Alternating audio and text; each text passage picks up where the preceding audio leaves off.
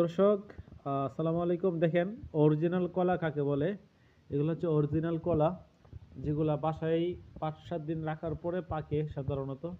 এই যে দেখছেন অরিজিনাল কলা। আর আপনারা অনেক মানুষ দেখি যে কলা খায়, সেগুলো হচ্ছে আপনার বাজারে নিয়ে আসে কাঁচা কলা, একবারে কাঁচা, যেগুলা ফুলও ভালোভাবে পড়েনি, সেই কলাগুলা এনে একদিনের মধ্যে ফরমালিন দিয়ে এগুলাকে পাকায়।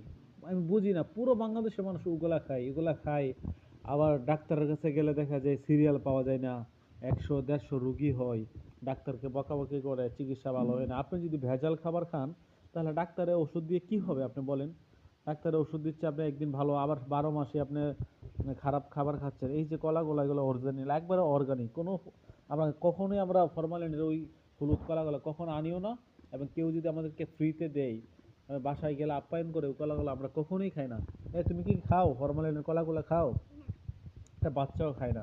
আমরা এগুলা পেলে খাই, আর না হয় আমরা বাংলা কলা যেগুলা অর্গানিক, একবারে বাড়ি থেকে নিয়ে এসে মহিলারা বা পুরুষ বিক্রি করে সিঙ্গেল ছড়া, ওগুলো আমরা কিনি। তো সুতরাং আপনারা এগুলা খাবেন না। সবাই ভালো থাকবেন, সুস্থ থাকবেন। আসসালামু আলাইকুম। রোজা, বলো তো, ফরমালিনের কলা খেলে কি হয়? সাবাস। সবাই সবাই বাচ্চাদেরকে বলে দাও যে লাল দেখলে সবকিছু খাবা না। আর কি খাওয়া ভালো না?